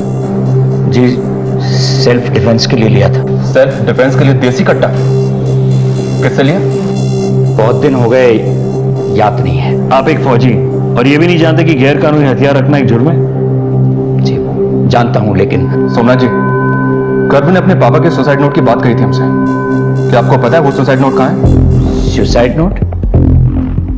मैं किसी सुसाइड नोट के बारे में नहीं जानता। तो आप ये तो जानते ही होंगे कि आपके स्टेटमेंट के बाद आप पर कानूनी कार्रवाई की जा सकती है। जानता हूं इंस्पेक्टर साहब, गलती तो मुझसे हुई है। कोमल को मारने के बाद अगर मैं वहां से नहीं चला जाता तो मेरा बच्चा मुसीबत में नहीं पड़ता। आप गर्व को जाने दीजिए, वो निर्दोष है। मैं कह रहा हूं ना आपसे, उसने कुछ नहीं किया, मैंने हत्या की। कहानी अच्छी है, अपने पोते को बचाने के लिए कह रहे हैं ना ये सब?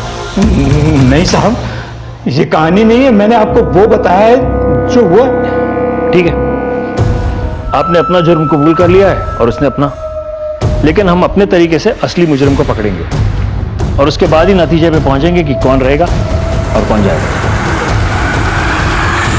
दोनों के बयान बहुत कुछ कह रहे थे, दिमाग में कई सवाल कूद रहे थे। एक तरफ एक 14 साल का लड़का अपनी मां को जान से मार देने की बात कबूल कर रहा था, तो दूसरी तरफ एक बुजुर्ग अपनी बहू को। हम सब सोच में पड़ गए थे। सर मोटिव तो दोनों के पास है, कोमल को मारने का। इन दोनों के स्टेटमेंट्स में काफी बातें मनगढ़ंत लग रही हैं। सुनील शर्मा सुसाइड केस की फाइल देखी है मैंने, उसमें सुसाइड नोट का कोई जिक्र नहीं। It was an open and shut case. हमें इन दोनों के स्टेटमेंट्स को क्रॉस वेरीफाई करना होगा। सर ये फिंगरप्रिंट की रिपोर्ट्स। सर देसी कट्टे पे सोमनाथ और गर्भ दोनों की उंगलियों के निशान थे, लेकिन और भी निशान थे जो डिस्टॉर्टेड हो गए। इसका मतलब ये निशान खुद कोमल के हो सकते हैं जो हाथापाई के वक्त पड़ गए, या फिर कोई तीसरा आदमी है जिसे ये दोनों बचाने की कोशिश कर रहे हैं, या फिर सर एक दूसरे को। राइट।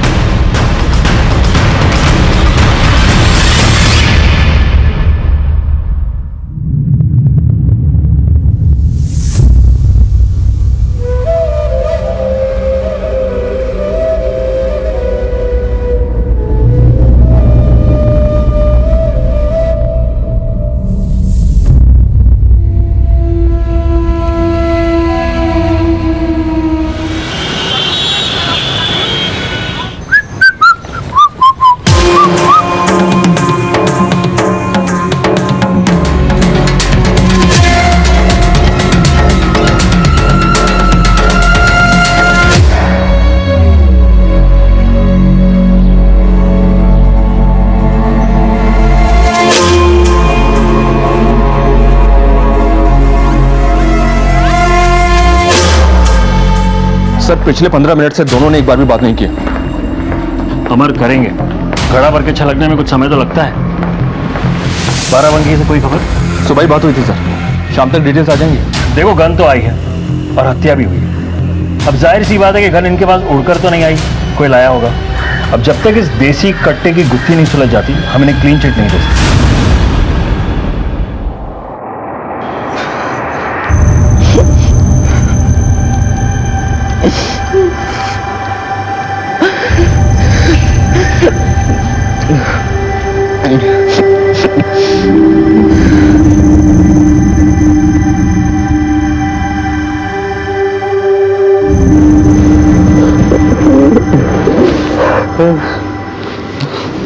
क्या किया तूने बेटा?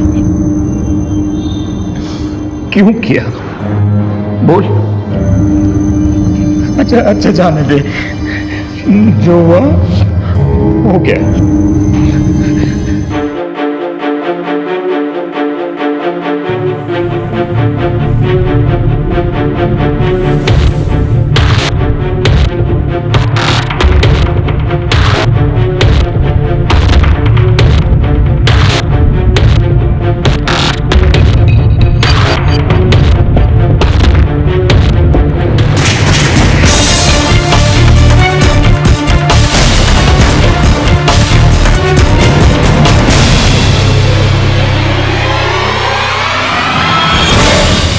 ये मोहल्ला जितना सामान्य अब दिख रहा है, वो घटना के वक्त ऐसा था नहीं। जिस तरह डॉक्टर हर मरीज का अलग इलाज करता है, उसी तरह हम पुलिस वालों को भी मुजरिम देख के पैंतरे इस्तेमाल करने पड़ते हैं। मैं सिर्फ इतना बता दूं कि अब इस केस की दिशाएं बदल गई थी और अब ये केस अनोखे से भी ऊपर उठ चुका था। सोमनाथ और कोमल के बैंक डिटेल्स निकलवाओ। सुनील जिस बैंक में मैनेजर था, वहां की डिटेल्स निकलवाओ कि किस रिश्तेदार के लोन के कारण सुनील और कोमल एक दूसरे से लड़ रहे थे। एक टीम बना ली हमने सर, जो घर मोहल्ले और फैक्ट्री से सारी डिटेल्स जमा करेगी। कोमल के मैके में पूछताछ करते हैं। होशियारी से इन्वेस्टिगेशन होनी चाहिए। Then we have to speed up. Yes, sir. Okay.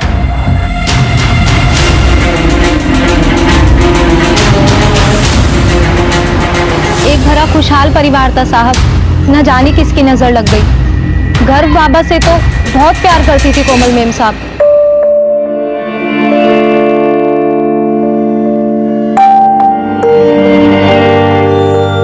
जहाँ तक सोमनाथ जी का सवाल है, कोमल मेम साहब और उनकी ज्यादा बातचीत नहीं होती थी। क्या इन दिनों तुम्हारी कोमल मेम साहब की किसी के साथ कोई अनबन चल रही थी, खासतौर पर सोमनाथ जी? नहीं साहब। किसी और का घर में आना जाना रहता है? नहीं। कभी किसी को लड़ते झगड़ते देखा है कोमल जी से? हाँ साहब, पड़ोस के रस्तोगी साहब से मेम साहब का झगड़ा हुआ था।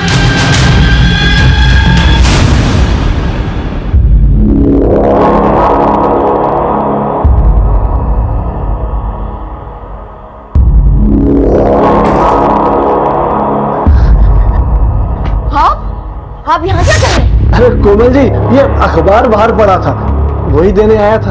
अखबार देने क्यों आ गए? अखबार बाहर पड़ा है तो पड़ा रहने दीजिए, और देने भी आए तो ऐसे सीधे अंदर चले आएंगे आप? आवाज नहीं दे सकते? आप तो बेकार में नाराज हो रही हैं। मैं तो बस यूं ही अपना घर समझ के आ गया था। अपना घर समझ के आ गए थे? जैसे आए वैसे के वैसे दफा हो जाइए यहाँ से।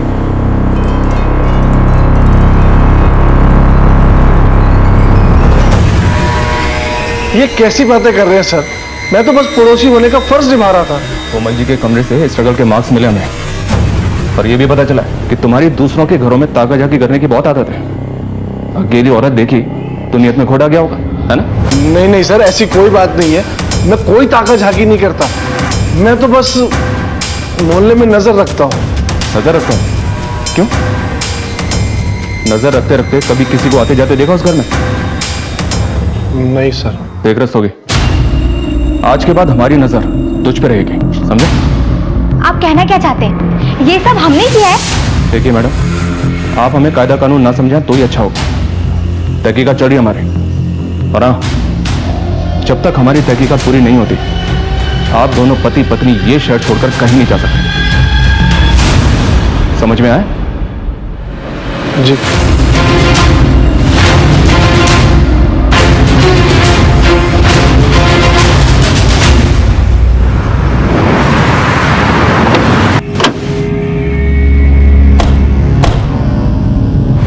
मैडम, मेरे दीदी के कत्ल का जितना जिम्मेदार ये सोमनाथ है ना, इससे कहीं ज्यादा मेरे पिता हैं। मैंने इनको समझाया भी, लेकिन इतना सब कुछ होने के बाद भी ना, बस ये आ गए उनके गड़ियाली आंसुओं में। दीदी, ये आप क्या कर रही हो? अब वापस उस घर में जाना चाहती हो? अब पागल हो गई हो? तू चुप रह, कोमल ठीक कर रही है। अरे सोमनाथ जी खुद चल कर आए हैं, और फिर गर्व हमसे ज्यादा उनके पास खुश रहेगा। और मैडम, वो तो पहले से चाहते थे हमसे कैसे भी बदला ले अपनी पत्नी और बेटे का। मैडम, वो तो चाहते थे अपने पोते को हासिल करना, लेकिन बस दीदी उनकी चिकनी चोपड़ी बातों में आ गई। मैं जानती हूँ उन लोगों से बहुत गलतियां हुई है, लेकिन मुझे गर्व के भविष्य की चिंता है, इसलिए मुझे जाना पड़ेगा। आप लोग चिंता मत कीजिए, मैं सब संभाल लूंगी। ये ठीक कह रहे हैं, मैं ही नहीं समझ सका। उस दिन कोमल के जज्बाती फैसले को मैंने ठुकरा दिया होता और उसे नहीं भेजा होता तो आज मेरी बेटी जिंदा होती। कोमल और सुनील का किस बात को लेकर झगड़ा होता था, और ये किस मायके वालों को लोन दिलाना चाहती थी वो? ये तो मुझे नहीं पता, पर मैं एक बात कह सकता हूँ, मेरी बेटी का कत्ल सोमनाथ ने ही किया है। वो एक बेदिल इंसान है। पर गर्व तो कह रहा था कि उसने किया है। मैडम, गर्व झूठ बोल रहा है। उस बुड्ढे ने गर्व को अपनी तरफ किया है। आप उस बुड्ढे को तोड़िए, सच बाहर आ जाएगा।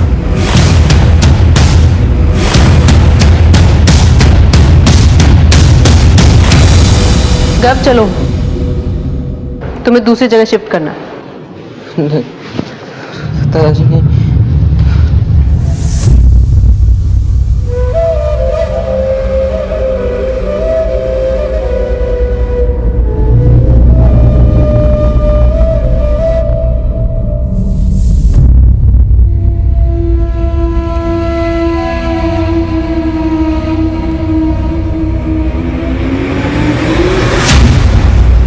कुएं से तल की मिट्टी लाने के खेल मैंने बचपन में बहुत खेले थे। एक लंबी सांस लेकर कूद पड़ते थे। अब मुझे बिल्कुल वैसा ही लग रहा था। लंबी सांस भी भर ली थी और कूद भी पड़े थे, लेकिन तल की मिट्टी अब तक हाथ नहीं आई थी, और खाली हाथ ऊपर भी नहीं जा सकते थे। खैर, इस केस की बात करें तो कोमल और सोमनाथ के परिवार के बीच इतने सारे हादसे होना, ये एक बड़ी दस्तक थी जो बार बार हो रही थी, लेकिन किसी ने नहीं सुनी। सर, बाराबंकी पुलिस से रिपोर्ट आई है। 3 लोग हैं जो इलीगल वेपन सप्लाई का काम करते हैं, पप्पू, मदन और इकबाल। फिलहाल ये तीनों अंडरग्राउंड है सर। और बाराबंकी पुलिस ने एक बात और बताई है कि लखनऊ शहर की डीलिंग्स ये पप्पू यादव करता है। अपने मुखबिरों को काम पे लगा दो, मुझे किसी भी कीमत पे ये लीड चाहिए। सर, ये कोमल शर्मा की कॉल डिटेल्स हैं। इस नंबर से किसी दीपक वर्मा को लगातार कॉल किए गए हैं और कॉल्स रिसीव भी हुए हैं। सर नेक्स्ट पेज पर कोमल शर्मा की बैंक अकाउंट की स्टेटमेंट है। उसी बैंक अकाउंट से लोन की प्रोसेसिंग फीस पे हुई है दीपक वर्मा के नाम पे। सर जब हमने उसके बारे में पता लगाया तो बहुत ही इंटरेस्टिंग सच सामने आया है। ये दीपक वर्मा कोमल के कॉलेज में ही पढ़ता था। दीपक वर्मा,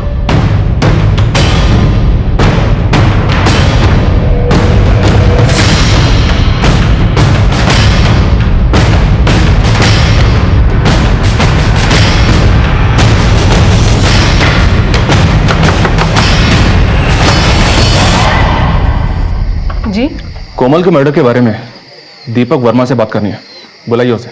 उस डायन औरत ने जीते जी तो हमारा जीना हराम कर ही दिया था और मरने के बाद भी हमारा पीछा नहीं छोड़ रही है। देखिए उससे हमारा कोई लेना देना नहीं है। कौन है? किससे बात कर रही हो?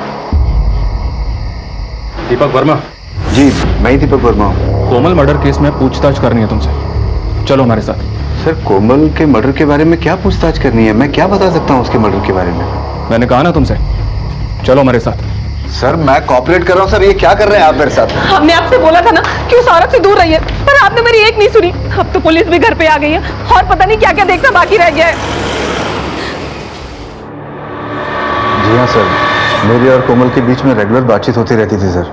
दरअसल कोमल और मैं बचपन के अच्छे दोस्त हैं सर, एक दूसरे को बहुत अच्छी तरह से जानते थे। कोमल तुम्हें लोन क्यों दिलवाना चाहती है? इस लोन के चक्कर में कोमल और उसके पति सुनील के बीच झगड़े भी हुआ करते थे, क्यों? सर अब उन दोनों के बीच में झगड़े क्यों होते थे ये तो मैं नहीं जानता हूँ सर, लेकिन हाँ सर कोमल जेन्युइनली मुझे लोन दिलवाने में मदद करना चाहती थी सर। सर मैं बाल बच्चेदार आदमी हूँ सर, कोई मेरा काम तो बना नहीं, लेकिन ये परेशानी खामखा गले पड़ गई है। मर्डर वाले दिन कहाँ थे तुम? कानपुर में था सर, अपने बिजनेस सेटअप के सिलसिले में। कहाँ रुके थे? सूर्या होटल में। ठीक है, जरूरत पड़ी तो फिर बुलाएंगे। Thank you sir.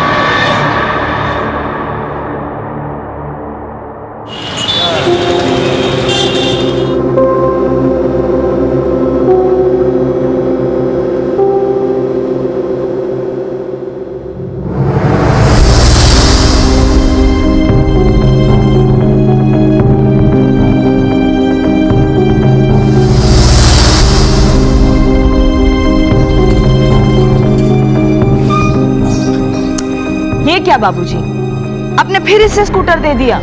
कोमल, ये मेरा पोता है, एक फौजी का पोता। मैं इसे हर तरह से तैयार करूंगा। स्कूटर क्या, मैं इसे कार चलाना भी सिखाऊंगा, है ना गर्व? यस।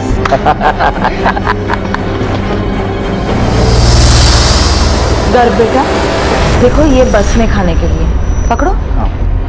ये शॉर्ट रिसेस का और ये वाला लॉन्ग रिसेस का पूरा खत्म करना। हाँ और सुनो बेटा, जो हुआ उसे भूलने की कोशिश करना।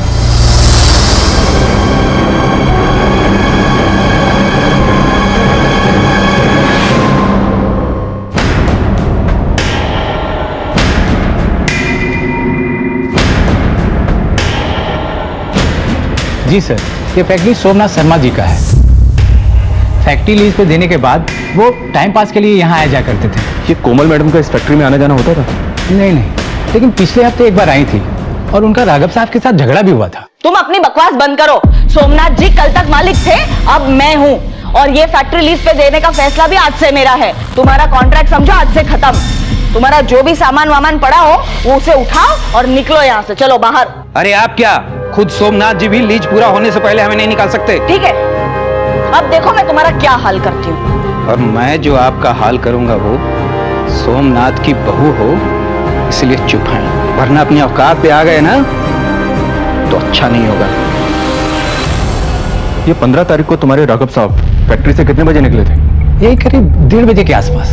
अभी कहाँ है तुम्हारे साथ? राघव साहब महीने में 2-4 बार बाराबंकी जाते हैं। अभी वो बाराबंकी गए हुए हैं, आज आने वाले थे, आते ही होंगे। क्या राघव, आजकल बाराबंकी जाना बहुत हो रहा है तेरा? आजकल ही नहीं सर, हमेशा आना जाना लगा रहता है। बाराबंकी में बना हुआ कट्टा इस्तेमाल हुआ है कोमल की हत्या में। मेरा बाराबंकी आना जाना लगा रहता है, इत्तेफाक से कट्टा भी वहीं का मिला है। मतलब कातिल मैं हो गया? तुमने ही तो धमकाया था उसे। हाँ धमकाया था, बात ही कुछ ऐसी कर रही थी वो। कोमल ने ये फैक्ट्री किसी को लीज पे देने की बात क्या कही? तुमने तो मरवा ही दिया उसको। गलत इल्जाम लगा रहे हैं सर आप हम पर। बहुत वफादारी के साथ अपना काम करता आया हूँ। वो औरत पहले अपना घर जला ली, और चली थी फैक्ट्री हथियाने। अभी हमारा कॉन्ट्रैक्ट खत्म भी नहीं हुआ था। राघव, कोमल ये फैक्ट्री किसको लीज पे देना चाहती थी? किसको लीज पे देना चाहती थी, किससे बात कर रही थी, मैं कैसे बता सकता हूँ सर आपको। ठीक है, आज के बाद जब भी बाराबंकी जाओगे ना तो मुझसे पूछ के जाना, समझे? कभी कभी हम मेहनत तो बहुत करते हैं मगर परिणाम नहीं मिलता। मगर इस केस में हमारी मेहनत ने जो रंग लाया था उसे देखकर आप भी हैरत में पड़ जाएंगे। शुरू से ही मेरी 99% गट फीलिंग ये कह रही थी कि ये दोनों निर्दोष हैं। मैंने ये तेरा इल्जाम अपने सर ले लिया है। हाँ, कोई इंस्पेक्टर कोई पुलिस वाला तुझे पूछे ना तो बोलना दादाजी को बचाने के लिए तूने ये सब किया है। दादाजी आपने मम्मी को नहीं मारा? ये क्यों पूछ रहा है तू? क्योंकि मैंने तो मम्मी को नहीं मारा, मैंने आपको घर से निकलते हुए देखा। दादाजी,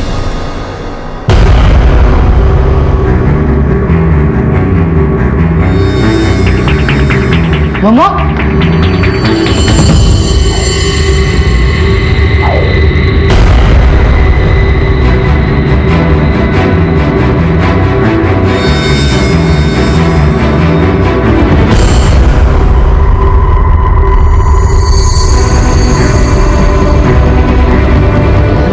घर में मैंने मम्मी की लाश देखी, इसलिए पूछ रहा आपने मम्मी को मारा। इसलिए मैं घर लेके पुलिस स्टेशन पहुंच गया। लेकिन दादाजी, मम्मी को आपने नहीं, मैंने भी नहीं, तो किसने मारा? दोनों ने भले ही एक दूसरे को बचाने के लिए झूठ बोला था, लेकिन उस झूठ में थोड़ी मिलावट थी और हमें दूध का दूध पानी का पानी करना था, पूरे सच को सामने लाना। हमारी टीम को पता चला है कि पप्पू यादव नाम का एक बंदा है जो इल्लीगली कट्टे सप्लाई करता है। हमें शक है कि वो कट्टा लखनऊ में उसी ने सप्लाई किया है। अभी अभी हमें खबर मिली है कि वो आपके शहर लखनऊ में गोमती नगर में छुप के बैठा है। Thank you.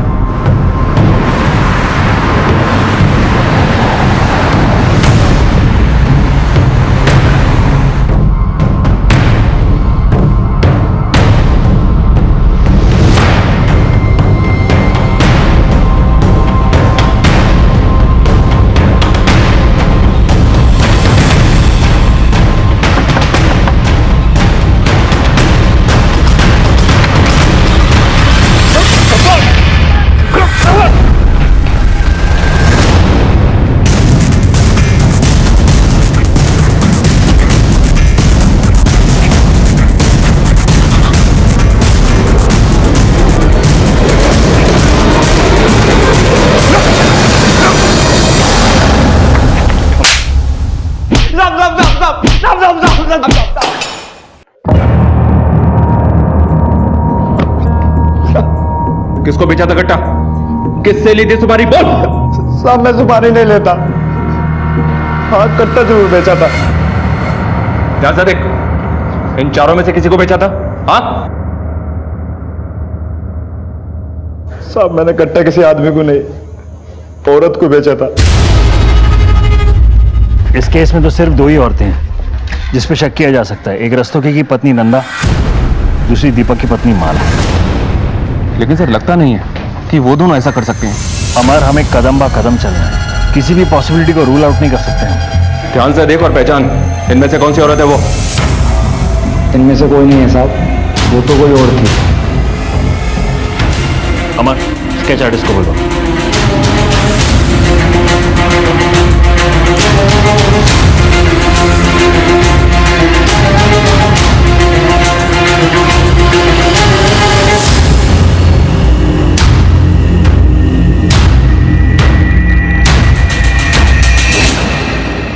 ये तो कोमल है सर। कोमल ने खुद को मारने के लिए कट्टा खरीदा था। ये बात समझ में नहीं आ रही। खुद को मारने का इसका मकसद क्या रहा होगा? जब अंधेरा गहरा हो जाए, समझो सुबह होने वाली है। हमारे रेडार में जितने भी लोग हैं, सबके मोबाइल लोकेशंस निकलवा। 15 तारीख यानी मर्डर के दिन क्या कोई नंबर कोमल के घर के आसपास 1 से 2 बजे के बीच एक्टिव था? I want that report on urgent basis. जी सर।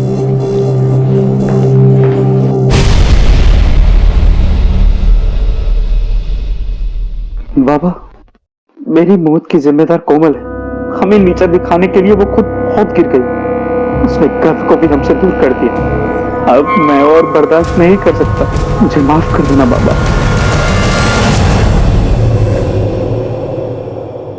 सर, हमारा शक बिल्कुल सही निकला।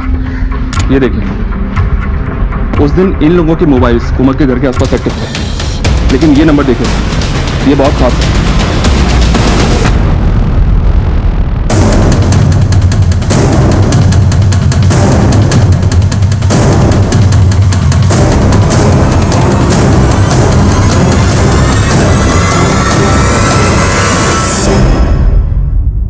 मैं आपको शुरू से बोल रहा हूँ कि 15 तारीख को मैं कानपुर में था सर, तो मैं लखनऊ में कैसे हो सकता हूँ? तुम सही कह रहे हो। हम भी यही सोच रहे थे कि जो आदमी कानपुर में है वो लखनऊ कैसे आ सकता है। इसीलिए हमारी टीम खुद कानपुर गई। हाँ मैम, दीपक सिंह ने होटल बुक किया था 15 तारीख को और वो आए भी थे, लेकिन रात को 9 बजे। कोमल का मर्डर हुआ दोपहर 2 बजे। लखनऊ से कानपुर का सफर तूने तय किया केके ट्रेवल्स की कार में। शाम को 6 बजे तू यहां से निकला और तकरीबन 45 मिनट एक ढाबे पर खाना खाने के बाद 9 बजे तू सूर्या होटल पहुंचा। अब इतने सारे सबूत दे दिए हैं तो आंखों के सामने अंधेरा छा गया होगा ना दीपक?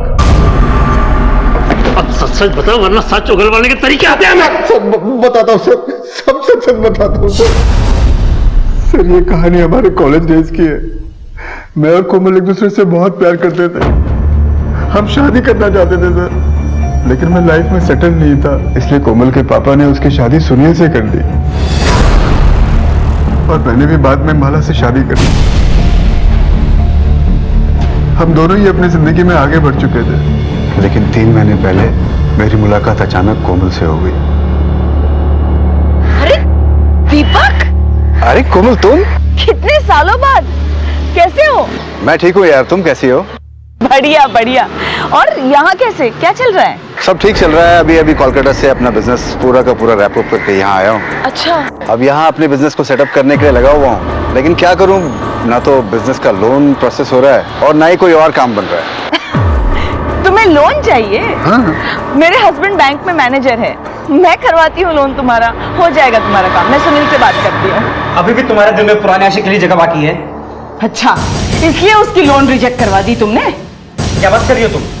देखो, मैं बैंक मैनेजर हूँ, बैंक का मालिक नहीं। अगर लोन एप्लीकेशन रिजेक्ट हो गया तो हो गया, बस। मुझे इस मामले में ना तुमसे कुछ कहना है ना कुछ सुनना है। अच्छा, तो तू था उनके झगड़े का कारण? फिर? सर, सुनील की मौत के बाद कोमल वापस अपने मायके में रहने के लिए आ गई और इसी दौरान हम दोनों की नजदीकियां और बढ़ गई। तुमने क्यों छोड़ दिया मुझे दीपक? मैं आज भी तुम्हारी हूँ, प्लीज मुझे दोबारा अपना लो। शायद हम एक दूसरे के लिए ही बने हैं दीपक। कोमल, अब मैं कभी तुम्हें दोबारा छोड़कर नहीं जाऊंगा, कभी नहीं। कोमल सोमनाथ की फैक्ट्री भी लीज पे तुझे ही देना चाहती थी ना? जी सर। सर, ये सच है कि कोमल ने मेरे लिए ही फैक्ट्री के मैनेजर राघव से पंगा लिया था। मेरी और कोमल की नजदीकियों की खबर मेरे घर तक पहुंच गई थी सर, और मेरा और मेरी पत्नी के बीच रोज झगड़ा शुरू हो गया था। और इसी बीच कोमल के हाथ सुनील का सुसाइड नोट लग गया।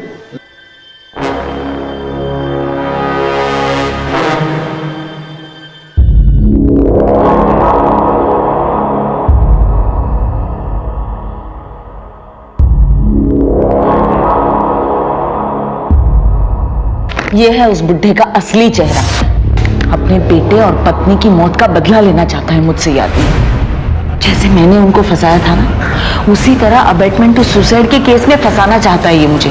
इसीलिए संभाल कर रखा है ये सुसाइड नोट अब तक। और 15 तारीख को कोमल ने मुझे अपने घर पर बुलाया। ये लो, काम तमाम कर दो उस बुढ़े का। देखो, उसके बाद ना किसी लोन की जरूरत नहीं पड़ेगी अपने को। सिर्फ तुम, मैं और ये सारी जायदाद हमारी।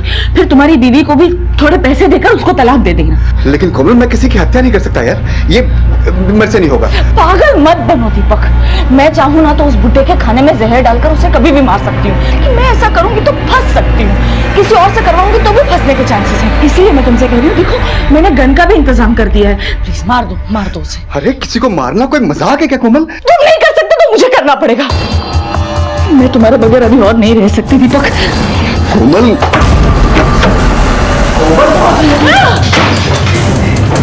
मुझे जाने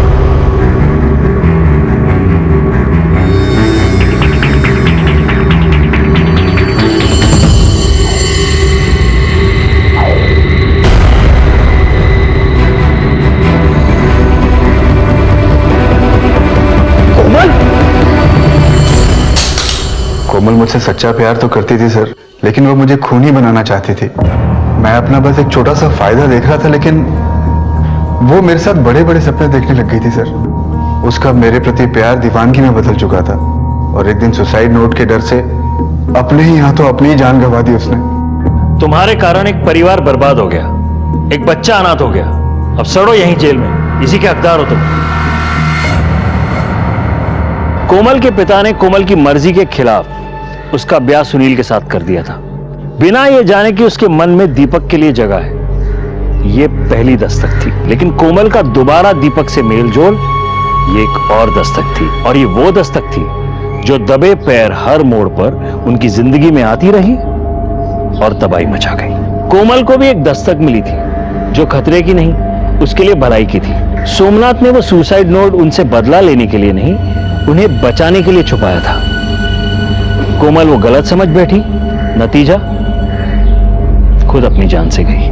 गलतियां हम सबसे होती हैं, अपनी गलतियों को सुधारना हम सबका फर्ज है, लेकिन गलतियों को दोहराना बर्बादी को दावत देना है। फिर मिलेंगे एक और अनोखे केस के साथ, तब तक के लिए देखते रहिए क्राइम पेट्रोल दस्तक। मकसद बताना नहीं, बचाना है। क्राइम पेट्रोल के ऐसे ही मजेदार एपिसोड्स देखने के लिए हमारे चैनल को सब्सक्राइब करें